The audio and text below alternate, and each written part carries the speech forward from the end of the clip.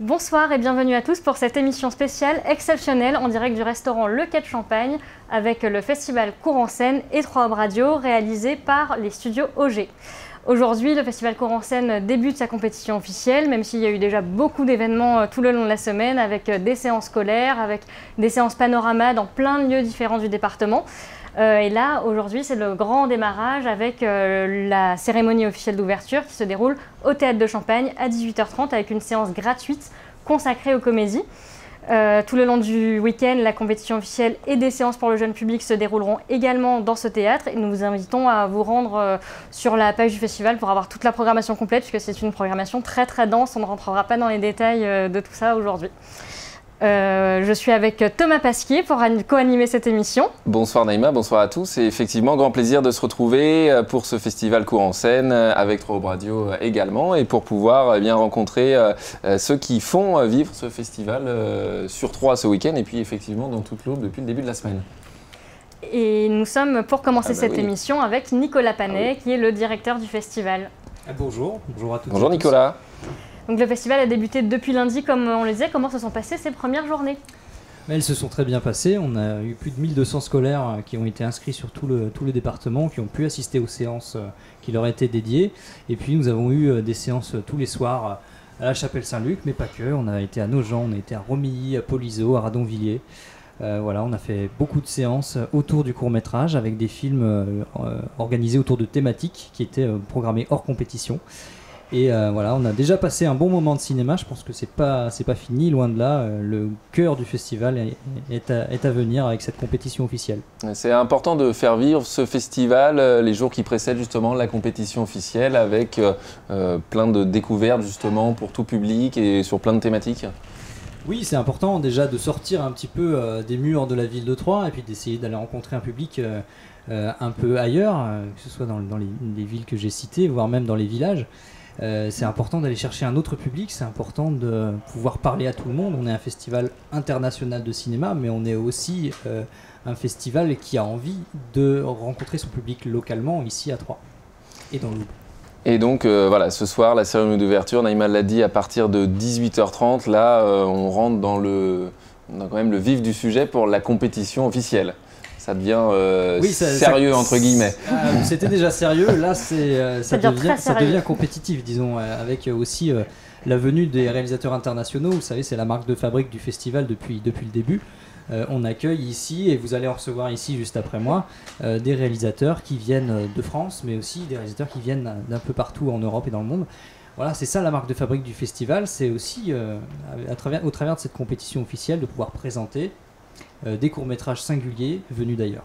Et justement, pour démarrer ce week-end par un temps fort, vous avez choisi justement des comédies, donc quelque chose de plus accessible finalement, de plus grand public pour démarrer. C'était pour montrer que le festival était ouvert à tous et pour essayer de populariser le court-métrage ? Oui, on le sait, le court-métrage est un format moins connu que le long-métrage auprès du grand public. Donc déjà, on a un petit déficit de notoriété et on a besoin de faire savoir ce qu'est le court-métrage. Et la comédie, c'est le bon marchepied pour accéder au court-métrage parce que c'est quelque chose de très accessible. On a tous envie, en plus en ce moment, de passer un bon moment et de rire. Toi le premier, Thomas, je le sais. Bien sûr. Donc on a envie de passer ce genre de moment-là. Et nous, en tant que programmateurs, on s'est dit comment essayer de toucher le public le plus large possible avec cette cérémonie d'ouverture. Et ça s'est passé par la comédie, ça passe aussi par la gratuité, hein, je le rappelle, cette séance est au Théâtre de Champagne, c'est vraiment ouvert à tout le monde et c'est gratuit vraiment. Donc voilà, c'est à 18h30, il faut venir. Il faut venir rapidement. Oui, voilà, il est 17h25. Il reste quelques minutes. La comédie, c'est moins développé dans le court-métrage que dans les longs ou pas du tout ? Disons que dans les longs, les comédies sont souvent des films commerciaux, pas toujours, mais souvent il y a cet aspect-là de film commercial. Dans le court-métrage, on exclut complètement ce volet commercial, ça n'existe pas. Le court-métrage n'est pas commercial. N'est pas rentable. Pas rentable. Soit comédie, drame, film social, non, rien n'est commercial. Donc en fait, voilà, c'est ça, la comédie est aussi très créative dans le court-métrage. On avait envie de la mettre en avant ce soir. Rendez-vous donc à 18h30 effectivement pour la cérémonie d'ouverture et puis on enchaîne direct avec la première séance internationale officielle. Et oui, absolument, ouais. On va vraiment avoir 30 minutes de battement entre la fin de la cérémonie d'ouverture et la première séance internationale, où là, on va pouvoir rencontrer les réalisateurs des films à la suite des projections de leurs films, et on rentre vraiment dans le vif du sujet, dès ce soir. Oui, tu le disais tout à l'heure, la marque de fabrique du festival, c'est qu'il y a des invités internationaux, mais c'est surtout de créer ce moment d'échange après chaque film, finalement. Vous êtes un des seuls festivals qui permet aux réalisateurs d'échanger directement avec le public dès la fin de la diffusion. Comment ça s'organise pour vous, justement, cette pratique-là ? C'est un peu l'ADN du festival depuis sa création, de pouvoir accueillir les réalisateurs et de pouvoir, au-delà du fait de présenter leurs films, tous les festivals le font, mais nous on a envie que le public puisse poser librement la question qu'il a envie à un des réalisateurs ou un des invités présents. On parle de réalisateurs, mais il y a des comédiens ou des comédiennes qui seront là. Voilà, l'idée c'est de faire tomber un petit peu la barrière qu'il peut y avoir entre les artistes et le public. Et pour nous, ça s'organise de manière très concrète. On permet à ces réalisateurs de venir ici dans l'Aube pour le temps du festival, et on prend en charge leurs billets et leur nuitée pour pouvoir partager avec le public au bois leurs films et des bons moments. Et est-ce que justement vous êtes parfois surpris des réactions que peut avoir le public, enfin les comédiens ou les réalisateurs par rapport à ce qu'ils ont voulu dire dans leurs films et par rapport au ressenti qu'ils ont sur des festivals comme ça, quand c'est peut-être la première fois aussi que leurs films sont projetés ? Ça arrive parfois que ce soit la première fois que leurs films soient projetés. La plupart du temps, c'est quand même des courts-métrages qui sont d'un très bon niveau. Je ne veux pas me gausser, mais c'est un peu ça. On essaie de choisir quand même les meilleurs courts-métrages possibles. Ils sont déjà passés dans d'autres festivals, donc les réalisateurs ont déjà eu des projections. Toujours est-il que chaque public a sa sensibilité particulière, à son histoire, et chaque public est très différent par rapport aux films qui sont projetés. Donc il peut y avoir au-delà de j'aime pas, il peut y avoir des réactions assez étonnantes parfois, et c'est un peu ce qu'on cherche aussi en tant que programmateur, susciter la curiosité, susciter l'intérêt, susciter parfois la révolte ou toutes sortes d'autres choses, mais en tout cas on aime aller chercher quelque chose chez le spectateur. Le festival se déroule à Troyes dans l'Aube, en région Grand Est. Du coup, on invité, pour continuer à parler cinéma, nous avons choisi d'inviter Laure Desmazières pour continuer cette émission, qui a tourné en région Grand Est le Voyage à Santarém, qui est un film made in Nancy, pas made in Troyes, mais c'est pas très loin de chez nous. Et qui est du coup projeté en compétition officielle.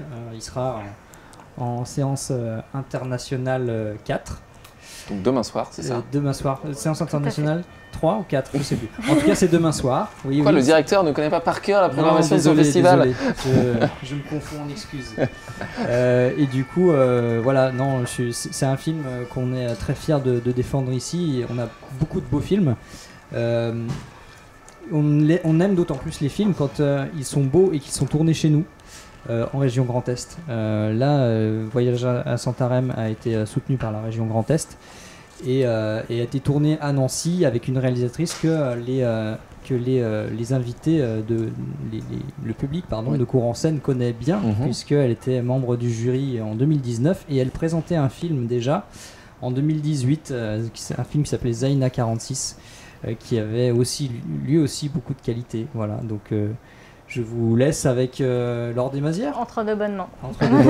Elle parlera très bien de son film. Merci beaucoup, Nicolas. Merci beaucoup, Nicolas. Ça sera en séance 4 à 19h demain, voilà la projection de ce film. Voilà, merci Nicolas Panet, le directeur du festival Cour en Scène, le temps que Laure Desmazières nous rejoigne. Et bienvenue à Laure Desmazières. Effectivement, bonjour. Merci d'être avec nous. Oui. Une habituée, je le disais, Naïma, du festival. Une habituée, et comme le rappelait Nicolas, donc c'est la 3e fois que vous venez, une fois en tant que réalisatrice, une fois en tant que jury, et là à nouveau en tant que réalisatrice concourante. La première fois vous aviez eu le prix du scénario, cette fois vous vous attendez à un prix? Non, je m'attends à montrer le film, je suis déjà ravie. Puis c'est vrai que ce que vous disiez sur montrer le film au public et ensuite discuter avec le public, c'est quelque chose qui ne nous arrive pas forcément en fait en tant que réalisateur. Ça arrive qu'on soit invité à des festivals, et qu'en fait on n'ait aucune interaction avec le public, et donc ça c'est assez difficile, donc ici c'est une joie, ça, c'est super. C'est un vrai moment de partage. Surtout les 2 dernières années, on n'a pas eu souvent l'occasion de faire vivre les films de cette façon. Donc ça doit faire plaisir de se retrouver. Oui. Et c'est ça pour vous, Cours en scène, justement, c'est avant tout vivre des échanges avec le public? Oui, c'est ça. C'est aussi le monde à 3 quoi, pendant 2 jours. Enfin, moi j'ai des souvenirs de discuter avec un réalisateur iranien, de rencontrer des acteurs aussi. J'ai trouvé, surtout l'édition où j'étais jury, j'ai vraiment découvert des comédiens et des comédiennes qui m'ont beaucoup plu, ça m'a donné des idées. C'est pas forcément... Enfin, le long métrage est finalement plus vraiment l'endroit où on découvre des comédiens. Oui, c'est sûr. À part peut-être le 3e, 4e rôle, on les regarde, on cherche. Et le court métrage pour ça est génial. Et donc en tant que réal, c'est formidable. Et du coup, je trouve... je sais pas si le comité de sélection y fait particulièrement attention. Mais en tout cas, moi j'ai trouvé qu'à chaque fois que je venais voir les séances ici, il y avait de la qualité dans le jeu. C'est une vraie banque de casting finalement. Oui, moi je regarde. Je regarde. Du coup, vous venez à Troyes pour présenter le Voyage à Santarém cette fois. Enfin, Voyage à Santarém tout court, pardon. Je mets un pronom qui n'existe pas. Est-ce que vous pouvez nous pitcher le film pour donner un peu envie aux Troyens de venir donc samedi à 19h. Séance 4. Voilà. Oui, alors c'est l'histoire d'une prof de français. Un peu à l'ouest, un peu un personnage qui est pas très fiable, qui est pas encore titulaire, qui passe pas le CAPES, qui est quelqu'un d'un peu comme ça, évasive, pas très fiable, et qui se retrouve à devoir donner un cours contre la violence assez rébarbatif dans sa classe de seconde. Et elle l'expédie un peu, et il y a un élève à la fin du cours qui vient la voir, qui a l'air de vouloir lui parler, mais qui ne dit pas vraiment les choses. Et donc ça raconte comment elle rate ce moment-là, et comment on va continuer sa journée, voir un peu sa vie, et comment les choses vont lui remonter, revenir. Donc ça parle de la trajectoire que ça peut avoir, de l'écoute. Et puis aussi c'est un personnage qu'on va suivre sur plusieurs facettes, un peu comme un portrait de femme assez impressionniste, où on va être à la fois dans le conscient, dans l'inconscient. Voilà. C'est un peu long que je viens de faire. Non, mais justement, par rapport à Zaina 46 qui avait été projeté il y a quelques années, il y avait cette dimension aussi d'écoute, de dialogue, alors dans un autre style évidemment, mais très numérique, voilà, il y avait aussi cette dimension-là. Oui, ouais, je pense que peut-être je travaille souvent sur la difficulté à accéder à l'autre, quand bien même on a accès. Enfin, dans Zaina 46, c'était effectivement l'histoire d'un homme qui habitait loin de sa femme, et c'était le début de Skype, et voilà, il se préparait à la revoir pour la première fois grâce à Skype. Et là, c'est 2 personnages qui se voient, mais qui n'arrivent pas trop à communiquer. Ouais, donc c'est sur la difficulté à accéder à l'autre, sans doute. Ouais, souvent. Et d'ailleurs, dans Zaina 46, il y avait déjà ce personnage qu'il a développé, finalement. En tout cas, on l'apercevait. Donc, je ne sais pas si on aperçoit la comédienne et que vous avez adoré la comédienne, donc vous l'avez reprise, ou si c'était réellement... si finalement votre nouveau court-métrage est un spin-off de Zaina 46. Est-ce que c'est une suite ou non, c'est juste la comédienne? C'est pas une suite, non. Mais et j'y avais pas du tout pensé quand j'étais en tournage. J'étais pas dessus, c'était mon premier court-métrage. Déjà, j'essayais de le finir. J'étais plutôt dans essayer de faire le film que de réfléchir à la suite à ce moment-là. Et non, j'ai adoré la comédienne. Effectivement, elle avait un tout petit rôle. Et j'ai eu hyper envie de retravailler avec elle. Et en fait, j'avais une histoire en tête. Et parfois, on a besoin d'un biais. Enfin, on a besoin de trouver une deuxième idée pour vraiment réussir à écrire le film. Et en fait, c'est en pensant qu'elle pouvait incarner ce rôle que j'ai pu vraiment écrire le personnage et le décoller un peu d'une certaine réalité. Enfin, en tout cas, de ce qui m'avait inspiré. Donc j'ai écrit pour elle, voilà, elle a dit oui, et après elle m'a pas déçue du tout. Génial. Elle avait à la fois, c'est quelqu'un d'assez explosif, qui a plein de facettes, qui peut être très drôle, qui peut être très profond, très grave, qui a plein, et puis même physiquement en tant que réal, c'est très marrant parce que de face elle peut avoir un air un peu dur, sur les profils quelque chose de très doux. Elle peut être très androgyne, très féminine, enfin elle est hyper intéressante à filmer, et vu que je voulais travailler un peu sur un personnage complexe. Elle était elle-même complexe. C'est ça. Voilà. C'est un beau portrait de femme à retrouver, donc samedi à 19h. Samedi à 19h, et du coup, vous allez profiter, je suppose, du festival le reste du temps, là. Oh oui, je vais aller voir les films. Avec un peu plus de décontraction que quand vous étiez jury la dernière fois, ou c'est vraiment différent, justement? On aborde différemment le festival. Ah, beaucoup plus de décontraction, oui. Quand on est jury, on se dit qu'on a une responsabilité importante, parce qu'on peut se dire que c'est pas grand-chose de recevoir un prix ou une mention, mais en fait, pour un auteur qui est dans son coin à écrire son prochain projet, recevoir un petit témoignage de reconnaissance, c'est hyper important. Donc non, en tant que jury, on est un peu stressé, mais j'étais bien entourée, c'était super. Ouais. Non, donc là j'y vais, je vais regarder les films, je vais en profiter, j'ai hâte, je vais voir s'il y a des comédiens super. On n'en doute pas. Oui, voilà. Il y a toujours des belles pépites. On parlait du comité de sélection tout à l'heure qui fait un travail quand même assez remarquable. Voilà, on peut le saluer. Et on va peut-être continuer l'émission avec un prochain réalisateur pour essayer de tenir nos délais. Naïma, c'est vous la maîtresse de cérémonie ce soir, donc j'aperçois je vous Théo fais Willems confiance. qui est en face de moi, donc je vais lui demander de nous rejoindre pour parler de son court-métrage Dog. Merci beaucoup, Laure. Merci beaucoup, Laure Desmazières, donc réalisatrice. Alors là, du coup, Voyage à Santarém, si on ne l'a pas dit que c'est en séance internationale 4 à 19h samedi, on ne l'aura jamais dit. Et là, c'est voilà. un film que vous pouvez voir plus tôt, puisque c'est c'est ce soir à 20h30. Ah bah voilà, donc on disait, il ne faut pas traîner pour venir, voilà, et pour découvrir ce film, Bonjour. Effectivement. Bonjour. Ouais. Vous êtes donc le réalisateur de Dog, Ouais. qui est un film également en compétition officielle, mais qui lui est diffusé dès ce soir. Exactement, ouais. J'ai eu la chance moi de voir tous les films de la sélection et même une bonne partie de ce qui avait été reçu par le comité, et vous avez, je pense, le film le plus décalé qui ait jamais été diffusé à Cour-en-Scène. Quel teasing. Oui. Ça fait plaisir. Ouais. Alors du coup, si c'est le plus décalé. C'est le plus décalé et c'est finalement le plus osé. Comment vous est venue cette idée assez folle? Finalement, en fait, j'y réfléchissais, mais c'est parti de beaucoup de choses que j'ai vécues à Bruxelles. Donc j'ai fait mes études à Bruxelles et c'est vrai que, donc voilà, en fait, c'est un film qui parle. Il faut le dire parce que sinon, ce que je dis n'a plus de sens. C'est un film qui parle en fait d'un type qui cultive de la weed, du cannabis chez lui, en mentant à sa mère en disant qu'il a fait des études et qu'il va avoir un diplôme qu'il va avoir un stage à la Commission européenne, alors que pas du tout. Et donc moi en fait j'ai vécu dans le quartier européen et j'ai vécu un peu avec des voisins complètement parano qui vraiment m'évitaient, plein de trucs comme ça, de gens qui écoutaient vraiment tout le temps la même musique, vraiment de trucs, un peu de films d'horreur dans le quartier européen.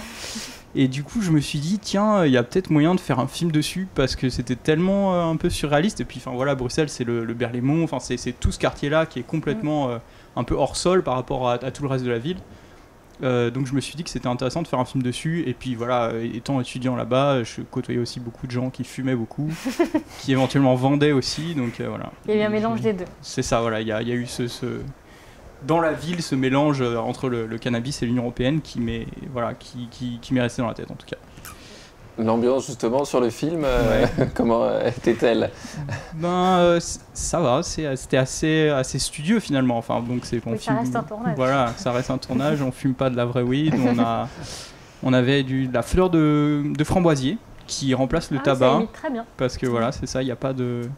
Mais du coup, oui, parce qu'en plus notre acteur ne fumait pas du coup de tabac. J'aurais bien aimé qu'il soit là, mais malheureusement il est en tournée en théâtre, donc dommage. Mais voilà. Et la mise en scène même est assez décalée. En tout cas, c'est hyper bien fait puisque dans les moments où lui-même part un peu, on part avec lui aussi. C'est quelque chose que vous avez travaillé dès l'écriture ou c'est avec le chef opérateur que vous avez eu ces idées-là? C'était un peu compliqué avec le chef-op parce qu'en fait j'ai fait quelque chose qui n'est pas considéré comme beau, entre guillemets, c'est un film d'école aussi, il faut savoir, donc du coup je suis allé un peu contre, si tu veux, tout ce qu'on leur apprend. Oula, j'ai un truc qui sonne. Les téléphones. C'est les aléas du direct. Voilà, c'est ça. J'ai mis la sonnerie pour être sûr d'être il était à l'heure. D'être ici. Et finalement, ça s'est mis à sonner pendant.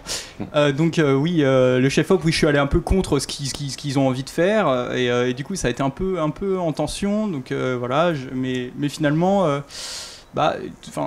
si vous voyez le film, il y a les scènes de rêve, tout ça, c'est beaucoup moi qui ai fait et qui ai fait moi-même. Et j'avais vraiment dans l'idée un peu de me détacher de tout ce qui était classique et d'aller vraiment vers des trucs un peu bizarres avec les vieux fonds verts et tout, parce que c'est aussi, ça faisait partie des choses qui me faisaient rire, des trucs qu'on peut trouver sur internet un peu cheap et tout, et dont je me suis vraiment inspiré pour ce film-là et que je trouve drôle en fait. Oui, parce que ça a été tourné avec des jeunes de l'Institut, c'est ça, du spectacle de Bruxelles. De l'Arsas à Bruxelles, ouais. Dans le cadre de leur fin de... Dans le cadre de leur fin d'études, exactement, ouais. Et c'était aussi du coup un film de fin d'études. C'était un film de fin d'études, ouais, exactement. Très bien. Et pour revenir au côté un peu décalé, Du coup, vous n'aviez pas du tout la volonté au départ de bousculer le spectateur. C'était juste raconter votre vie. Et... Ouais, ma volonté c'était plutôt de le faire rire. Ça marche aussi, hein. J'ai beaucoup rigolé. Donc le bousculer, je sais pas. Après, c'est vrai que, comme je te dis, il y avait vraiment ce truc de se décaler un peu des trucs classiques qu'on nous fait faire, surtout à l'école, où il y a un truc très académique et dont j'avais vraiment envie de me détacher. Et après, vraiment, pendant l'écriture, c'était, je me disais... j'avais vraiment l'impression de me libérer par rapport à plein de trucs que j'avais appris et de me dire ça va être bien de faire comme ça, quoi, et de pas me poser des questions, de me dire il faut que ce soit bien, il faut que ce soit machin, parce qu'il y a vraiment cette pression-là en sortie d'école de la réussite du truc, quoi. Donc, et voilà. Et moi, c'est un peu un film contre la réussite aussi, contre l'idée de réussite, le fait de se dire ok, il faut tout le temps réussir à tout. Alors que voilà, on peut se détendre peut-être. Justement, tout à l'heure, Naïma, on parlait des réactions du public avec Nicolas. Est-ce que vous vous attendez à des réactions particulières, justement Si ça rigole pas, je serais... voilà, ouais, non, pas triste, mais c'est-à-dire que quand on fait une comédie, je pense qu'il y a toujours ce moment où on attend quand même que ça rigole un peu, sinon... c'est comme un humoriste qui fait un beat devant tout le monde, c'est pas top. Mais bon, après, voilà, je pense que je suis suffisamment... j'ai la peau suffisamment dure pour accepter même si les gens aiment pas, donc voilà, voilà. Je pense que ça va faire réagir la salle, en tout cas, c'est certain. Si ça fait réagir, moi je suis très content, en tout cas. On parlait d'aléas du direct. En fait, je suis désolée, mais je vais devoir me lever pour aller chercher les deux autres invités. Ah oui, c'est comme ça. Du coup, je te laisse. Ça tombe sur moi, évidemment. D'accord, absolument. Et j'arrive tout de suite. Alors, effectivement, on est en direct, donc on va continuer. On va continuer. Alors avec vous, en rappelant donc que c'est ce soir, effectivement, 20h30. C'est ce soir à 20h30 de la première. S'il y a des gens qui écoutent et qui veulent venir, n'hésitez pas à venir voir mon film Dog sur l'Union Européenne, le cannabis et je sais pas, l'idée de réussite, plein de choses. Voilà. Donc pour revenir sur le film de fin d'études, du coup, on peut peut-être en parler un petit peu justement, comment ça se passe avec des jeunes qui n'ont pas forcément l'habitude des tournages ou autres. C'est un peu la question de savoir à quel point je suis en train de faire une émission et je cherche deux invités, on est en direct. Donc c'est toujours délicat cette balance à faire, mais bon, au final, je pense que moi j'aime bien faire des choses assez simples quand même, en termes de techniquement simples, et du coup ça va bien en fait. Si on est simple alors et qu'on raconte une histoire surtout, en fait je pense que le plus important c'est l'histoire, et si on met l'histoire au cœur, alors finalement on peut rater plein de trucs, mais c'est pas grave parce que on aura filmé l'histoire. Je pense que c'est vraiment ça le plus important. Donc, sur la façon de les diriger, sinon on est plus... attentif à certaines choses. On a beaucoup répété avec les comédiens, donc c'est vraiment un film qui se construit. En répétition, on a vachement construit le personnage, on a vachement construit plein de trucs. Et j'aperçois les prochains. Donc voilà, c'est vraiment une histoire de répétition et de bien choisir aussi les comédiens avec qui on travaille. Mais j'aime beaucoup le comédien principal, est vraiment devenu un ami du coup, et voilà. Peut-être reviendra-t-il dans d'autres projets. Voilà, peut-être c'est le début d'une aventure, effectivement. Et ça y est, retour avec des bonnes nouvelles. Oui, on peut continuer du coup, puisque j'ai trouvé Nicolas Birkenstock qui était notre nouvel invité. Merci beaucoup en tout cas Théo d'avoir été avec nous. Théo Willems, donc c'est ce soir la séance internationale 1 qui est à 20h30 dans la foulée de la cérémonie d'ouverture. La cérémonie d'ouverture, c'est en entrée libre, on l'a dit. Et puis ensuite, il y a le pass, bien sûr, pour accéder à toutes les séances internationales. C'est 15 €. Et avec 15 €, vous accédez à 9 séances, les 6 séances internationales et les séances jeunes publics. Et il y a les séances famille, effectivement, Naïma, qu'on n'oublie pas. Je te laisse reprendre la main, comme on dit, reprendre le fil. Et bienvenue à Nicolas Birkenstock, qui est en fait un habitué du festival. Je lui dis bienvenue, mais il est un peu chez lui au Festival Cour en Scène, puisqu'il a été 2 fois membre du jury, en 2018 et en 2020, pour l'édition qui avait lieu malheureusement sur Canal 32 et non pas en physique. Ça fait quoi de passer de l'autre côté et là d'être réalisateur qu'on va juger? Alors déjà je suis très content d'être de ce côté-là, justement. C'est vrai que des fois c'est un peu au cinéma ça se passe souvent comme ça, on est juré et jugé. Et je trouve ça bien de le faire quand c'est possible. Des fois je suis lecteur pour des commissions, alors là on peut donner des sous à des films, mais c'est un peu comme participer à la vie de la cité. Après évidemment quand on est jugé, on fait moins les malins et on se plie au choix d'un autre jury. Donc je suis très content de venir ici pour présenter un film.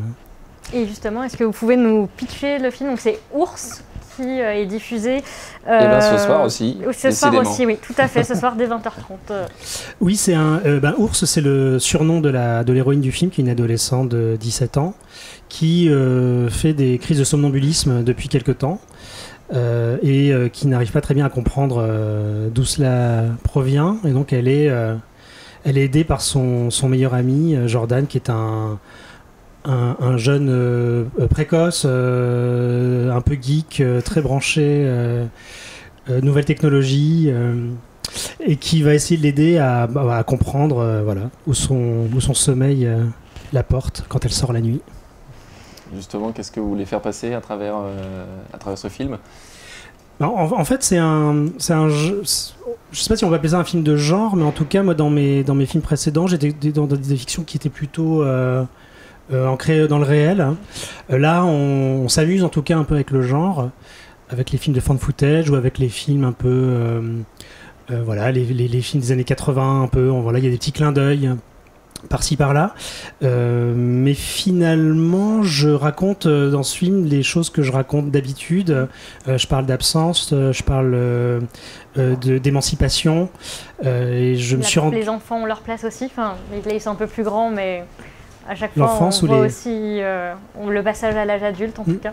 En tout cas on devine les enfants qu'ils ont pu être, puisque là effectivement ils sont plus grands, et voilà, et je me suis rendu compte qu'en fait j'arrivais à déployer des thèmes presque aussi bien, voire mieux, en utilisant une forme ou un biais que j'utilise pas d'habitude. Donc en fait, dans l'histoire Ours vit seul avec sa mère, il y a une histoire de deuil, et il y a une espèce de notion d'exister dans ce monde et puis d'envisager un monde parallèle. On peut l'analyser comme on le souhaite, à travers le somnambulisme, qui est finalement un prétexte à faire bouger mes personnages dans des contrées inhabituelles. Et pardon, allez-y. Comment s'est passé justement le travail avec les jeunes comédiens? Avec des enfants, tu l'avais déjà fait, et là avec des adolescents, comment ça s'est passé? Alors, le casting, les deux personnages principaux, le rôle principal d'Ours est joué par Armande Boulanger, qui est une comédienne avec qui j'ai déjà travaillé sur un premier long métrage il y a quelques années déjà. Je m'étais pas rendu compte que c'était la même. C'est la même, que je l'avais vue, oui. Elle a un peu grandi, oui. Voilà. Dans un film qui s'appelle La pièce manquante.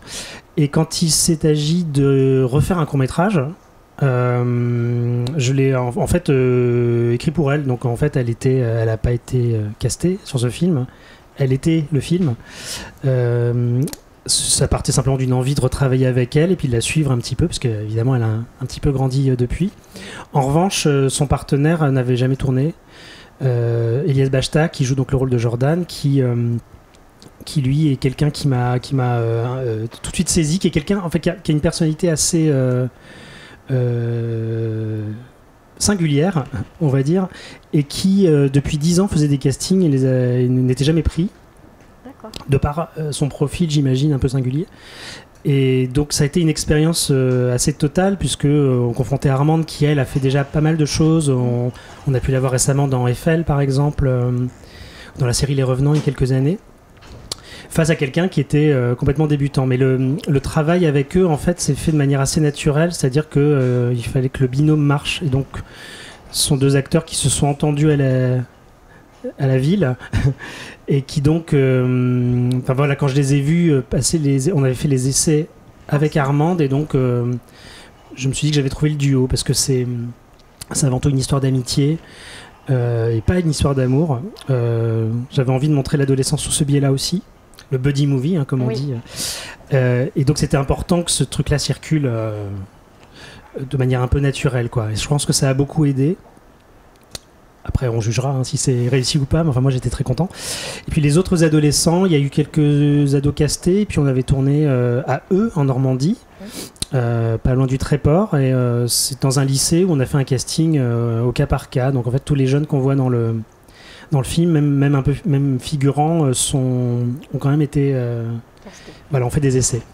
Et du coup, c'est un film où, à part la personnage principale, ce sont que des novices, finalement. Alors il y a des rôles secondaires. Peut-être la mère aussi. Voilà, de Ritter. Où je pense aussi à Nicolas Desgremont, qui est un acteur normand, qui tourne beaucoup. Sinon, effectivement, on jouait. Voilà, on a travaillé sur une énergie. Et on n'était pas dans nos petits souliers, mais ils ont été aussi bons que des professionnels expérimentés. Super. En tout cas, ce qu'on peut dire au cinéma, c'est que c'est un film qui a déjà un beau vécu, notamment au festival de Clermont-Ferrand. Et oui. Oui, il a commencé là. Alors c'est une grosse frustration parce que mon film a été terminé a été post-produit pendant le confinement. Donc les premiers festivals qu'il a fait, Clermont fut le premier, était en virtuel. Hein. Moi, la projection à laquelle je vais assister ce soir est l'une des rares auxquelles j'ai pu assister en festival, disons, puisqu'il y a eu beaucoup de festivals virtuels. Je suis très content de ça aussi. Et tu as déjà eu quand même beaucoup de retours du public ou tu attends le retour du public troyen parce que justement c'est le retour aux salles? Je n'attends que le retour du public troyen, enfin. Oui, non, il y a eu quelques projections publiques déjà, évidemment, mais je me plais beaucoup à le montrer. J'ai fait par le passé des films peut-être un peu plus austères. C'est agréable des fois de présenter un film qui est plus aimable. Je ne sais pas si le mot est bien choisi, mais en tout cas quelque chose en tout cas d'un peu plus léger, du moins dans la forme. Oui, j'y ai trouvé quelque chose un peu, je ne le dis pas du tout pour donner envie aux gens et faire très populaire, mais il y a un côté Stranger Things, je trouve, même dans le buddy movie des ados. Oui, on avait. Alors, effectivement, mes références, comme je suis un vieux monsieur, mes références étaient plutôt des films auxquels Stranger Things se réfère, comme les Goonies, comme Stand By Me, qui était une belle référence pour moi. Je trouve que c'est un film très tendre, mais assez dur dans le fond. Mais mes références sont aussi des films français de cette époque, aussi comme L'Effronté de Claude Miller ou Diabolomante, qui sont des récits d'émancipation un peu à la française. Enfin, c'est ce mélange-là qui m'intéressait. Et puis on s'amuse aussi un peu à un moment à faire des clins d'œil aux films les films de fan footage du type Paranormal Activity, ces films où on utilise une caméra GoPro et on joue à se faire peur. Même si le film fait pas vraiment peur. Non, mais on a un moment l'impression qu'on va partir dans le film d'horreur, alors que non, justement. Voilà. Il y a cette je vous rassure, on n'y va pas. À partir de 8 ans, ça marche. Voilà, pour tous ceux qui viendront voir le film ce soir, donc, en première séance. Voilà, n'ayez pas peur. C'est ça. Voilà, c'est ça le non, message. N'ayez pas peur, ça va bien se passer. Voilà. Et il faut que tu repartes, c'est ça ? Exactement, voilà, mais par contre, je vous propose de repartir avec Nicolas. Ah oui. Et que alors là, c'est formidable. Non, mais et que vous commenciez à présenter les prix et le jury. Et oui, d'accord. Voilà. Très bien. Et on se retrouve tout de suite avec Laurence Côte, qui bien est sûr, absolument. la membre d'honneur du jury de cette année. Voilà.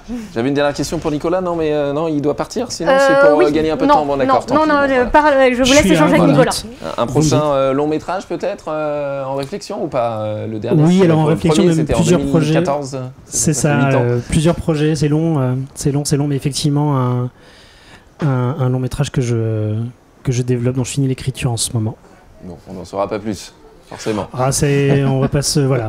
Je suis un peu superstitieux, donc non, je vais rien vous en dire là, mais en tout cas, je suis impatient d'y retourner, bien sûr. Bon, il y a un autre court-métrage aussi que je prépare pour cette année.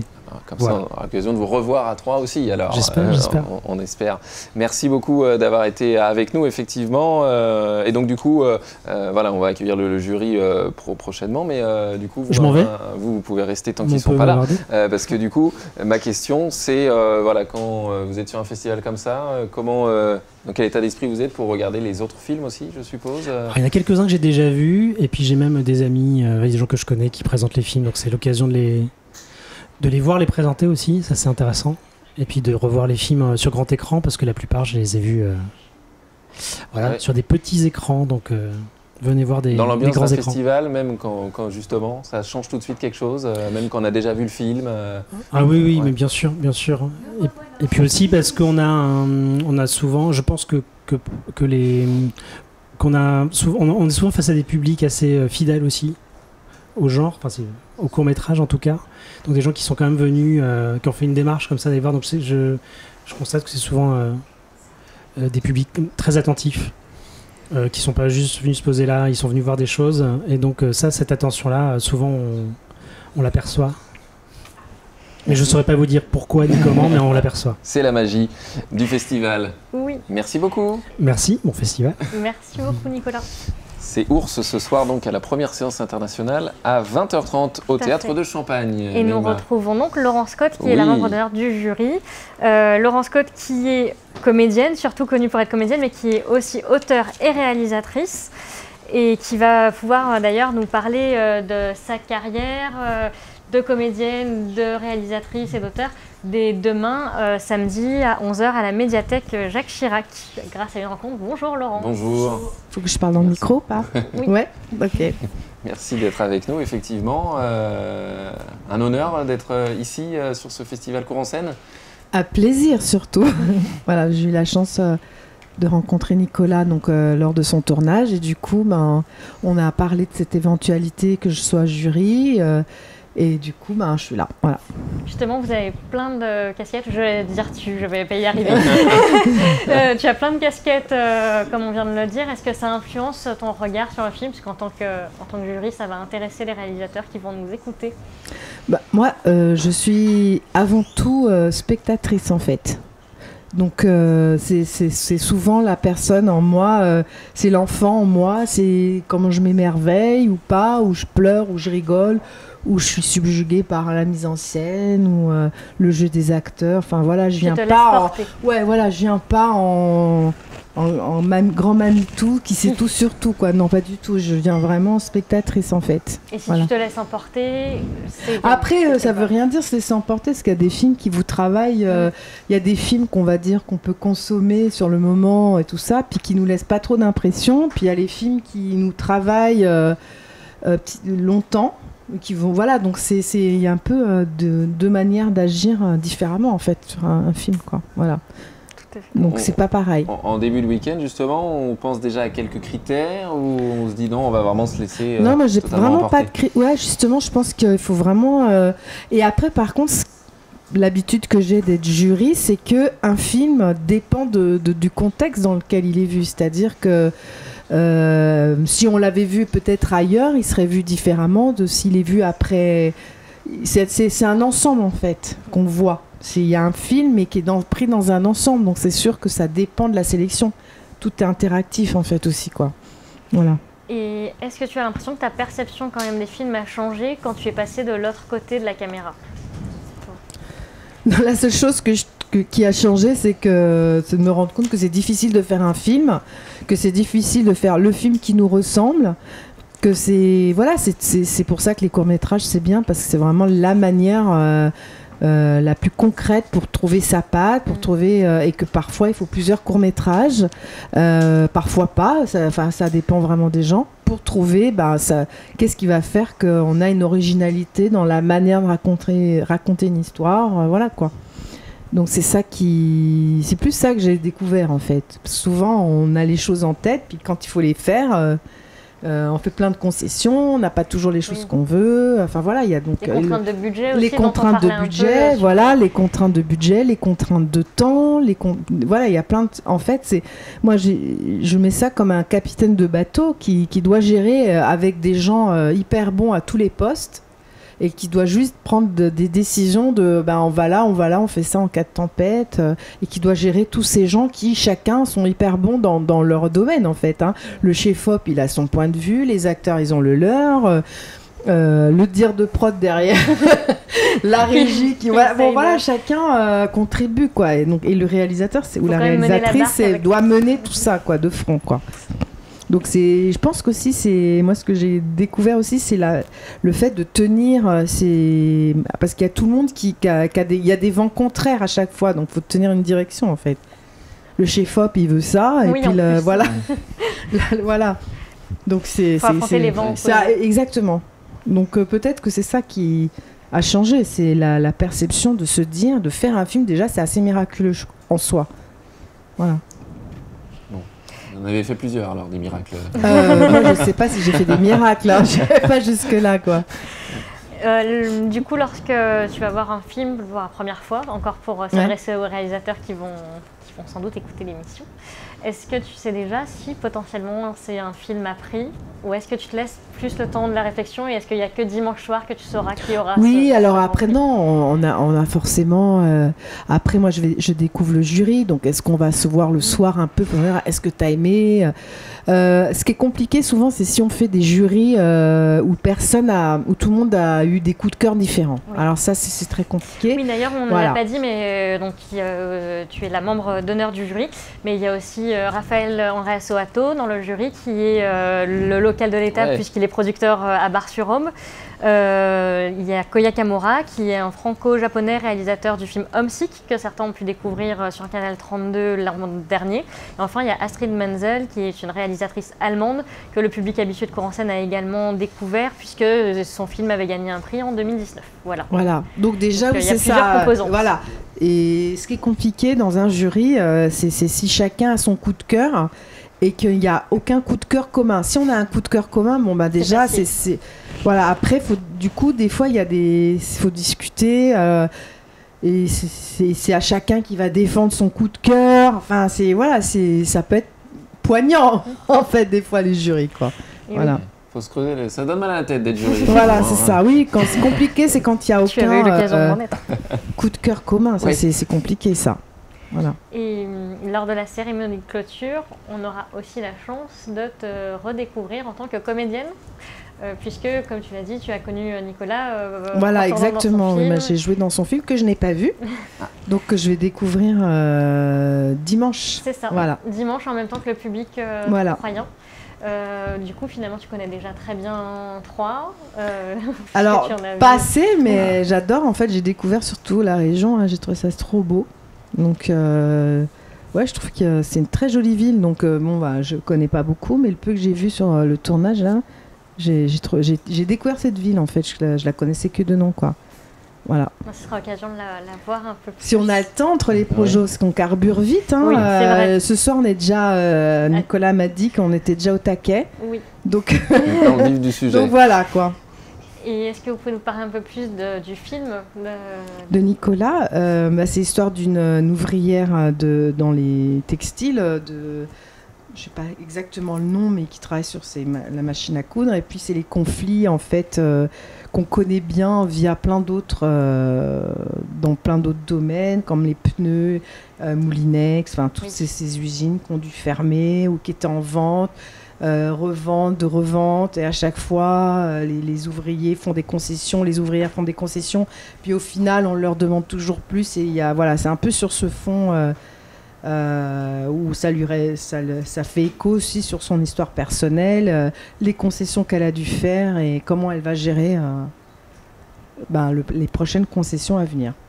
Voilà. Et du coup, ça, ce sera dimanche lors de la cérémonie de clôture qui, comme ce soir, la cérémonie d'ouverture est ouverte à tous. Et c'est gratuit. Voilà. Ah ben ça, c'est top, ça. Oui. Sur le tournage, justement, quels souvenirs peut-être vous gardez en particulier moi, j'ai un souvenir d'une grande cohésion parce qu'on était plusieurs comédiennes. Il y avait en tout cas tout ce qui concernait l'usine. On était toute une flopée d'actrices. Il y avait aussi des jeunes femmes qui n'étaient pas actrices, que tu avais trouvé, Naïma, qui se sont révélées super, vraiment, très à l'aise derrière leur machine à coudre, vraiment avec des personnalités qui nous ont un peu donné un peu quelques noms à utiliser, avec les termes techniques, donc c'est toujours intéressant. Et oui, j'ai un souvenir comme ça de grande communion entre toutes ces femmes où on était ensemble dans les scènes, dans les cabines de déshabillage, les vestiaires. Voilà le souvenir que j'en garde, en fait. J'étais très contente de faire ce film. Nicolas me l'avait proposé, et puis j'ai tout de suite dit oui. Donc c'était un vrai rôle, un beau rôle, de femme. Donc après... je ne l'ai pas vu, donc je vais être... Ça va être la découverte. Ça va être la découverte, Faites confiance au réalisateur pour son premier, justement, film. En fait, moi, c'est un peu ma manière de travailler. C'est à partir du moment où je dis oui. Puis Nicolas a toujours été très ouvert à mes suggestions. On a beaucoup parlé du scénario. Moi, je l'ai beaucoup travaillé de mon côté. Donc, je lui faisais part de petits changements de dialogue. Il a toujours été d'accord. Donc du coup, moi, je n'ai pas de raison de ne pas lui faire confiance, en fait. Je sais qu'il va faire au mieux pour son film. Puis il y a eu déjà des bons échos sur le film, donc s'il était nul, on le saurait. Tout à fait. Voilà. Et bien, là, malheureusement, le temps court. C'est déjà trop tard. Est-ce que tu as une dernière question, Thomas, ou est-ce qu'on va pouvoir rendre l'antenne? Je ne veux pas te couper non plus. Non. Okay. Je te laisse maîtresse du temps, Naïma. Très bien. Donc, on va vous redonner rendez-vous à 18h30 pour la cérémonie d'ouverture, pour ceux qui nous écoutent et qui n'habitent pas très loin du Théâtre de Champagne. Théâtre de Champagne, ouais. Et sinon, on vous donne rendez-vous en réalité tout le week-end au Théâtre de Champagne pour vivre cette compétition officielle. Dimanche soir pour la remise des prix qui seront attribués par un très beau jury dont Laurent Scott fait partie. Au total, il y a 6 séances de compétition officielle, la cérémonie d'ouverture, la cérémonie de clôture et 3 séances pour le jeune public dès 3 ans et dès 6 ans. Donc plein de choses pour faire vivre ce week-end de cinéma. Tout le programme sur courensscène.com. Tout à fait. Voilà, c'est tout simple et l'émission donc est podcastable en vidéo et en audio. Oui. Voilà. Oui, vous pouvez retrouver cette émission sur 3 Radio et sur le Facebook de Cours en Scène. Et ben voilà. Je crois qu'on a tout dit. Oui, on a tout dit. Merci beaucoup. Merci. Beaucoup, merci à tous nos invités. Merci à tous. Merci. Bon festival.